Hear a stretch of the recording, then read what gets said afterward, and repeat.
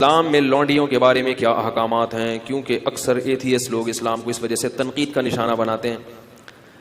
اسلام میں لونڈی کا تصور یہ ہے کہ پہلے زمانے میں جب جنگ ہوتی تھی تو جب دشمن کے مرد قتل ہو جاتے تھے تو اسلام نے عورت کو قتل کرنے سے منع کیا۔ جو عورتیں گرفتار ہو کے آئی ہیں، اب آپ کے پاس یا تو ایک آپشن ہے کہ ان سب کو کیا کر دیں، قتل کر دیں، یا ایک آپشن آپ کے پاس یہ ہے کہ ان کی شادیاں کرا کے باعزت طور پر ان کو کیا بنا دیں، مسلمانوں کی بولو بھائی بیویاں بنا دیں، یا ایک آپشن یہ کہ ان سب کو کیا کر دیں، ایسے ہی چھوڑ دیں، جاؤ بھائی آزاد ہو تم۔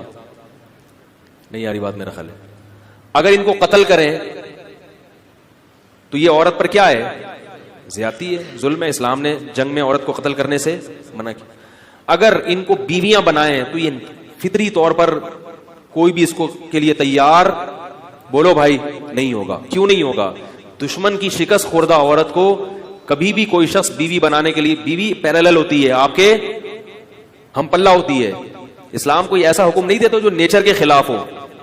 آپ نے دشمن کو سے لڑائی کی، وہ آپ کے خون کے پیاسے تھے، ان کی عورتیں بھی مرد بھی، عورتیں بھی تو ان کے ساتھ لڑتی ہیں نا، یا اپنے شوہروں کو، اپنے جو مردوں کو اپریشیٹ کر رہی تھی۔ آپ نے زور اور طاقت سے اس دشمن کی پر قبضہ کیا، اب ان کی عورتوں کو اتنی عزت دے کہ اپنی بیوی بنا لیں، یہ عملی طور پر ممکن نہیں ہے۔ سمجھ میں نہیں آ رہی بات میرا خیال۔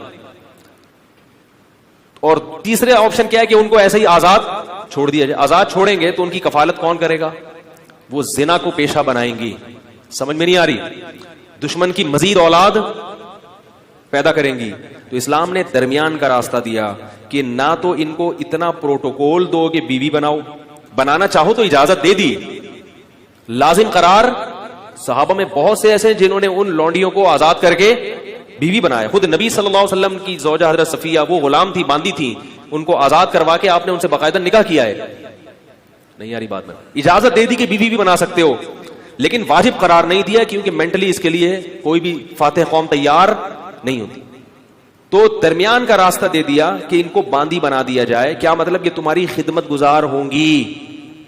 اب یہ عملی طور پر ممکن نہیں ہے کہ ایک لڑکی کو، ایک خاتون کو، عورت کو آپ کے حوالے کیا جائے، آپ کا خادم بنا دیا جائے، اور پھر یہ بھی کہہ دیا کہ سارا نان نفقہ کس کے ذمہ ہے۔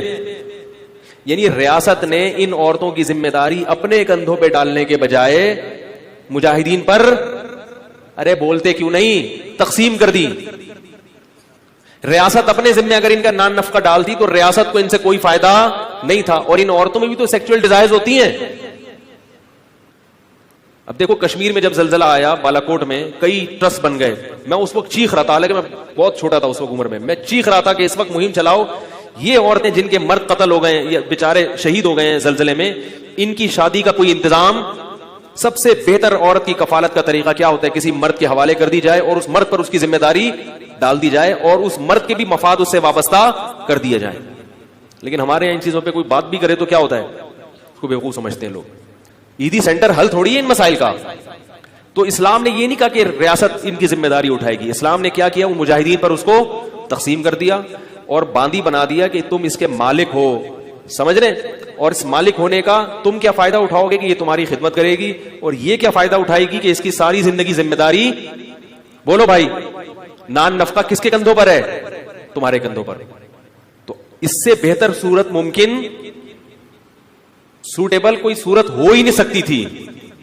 پھر اسلام نے اتنے حقوق دے دیے کہ مجاہدین کی باندی تو بنا دیا، تو اب یہ نہیں ممکن تھا کہ اس سے سیکچوئل ریلیشن کو ناجائز قرار دے دیا جاتا، کیونکہ عملی طور پر ایسا ممکن کہ اس کو کہیں اور شادی سے بھی منع کر رہے ہیں آپ، اور آپ کے گھر میں بھی ہے وہ، اور آپ اس سے، اور اس میں بھی تو یہ اللہ نے خواہش رکھی ہے نا، اس کا بھی فائدہ ہے کہ مولا کو اس سے ریلیشن قائم کرنے کی اجازت دی جائے۔ اور پھر اس کے وہی احکام دے دیے جو نکاح کے ہوتے ہیں کہ کوئی اور مرد اس کو ہاتھ بولو بھائی، غیر مسلموں کے ہاں جو عورتیں جنگی قیدی ہوتی ہیں پبلک پراپرٹی بن جاتی ہیں، وہ اس کو تو دیکھ رہے ہیں کہ اسلام نے باندی بنایا، اس کو نہیں دیکھتے کہ ہم باندی نہیں بناتے مگر پبلک کی کیا بناتے ہیں، پراپرٹی بنا دیتے ہیں۔ اور اگر اس کو نہیں بناتے تو اس کی سیکچوئل ڈیزائر کا کیا حال ہے؟ اگر آپ کے پاس کیسے سمجھائیں بھائی اگر نہیں بناتے پبلک پراپرٹی تو اس کی جو ڈیزائرز ہیں وہ کیسے پوری ہوں گی؟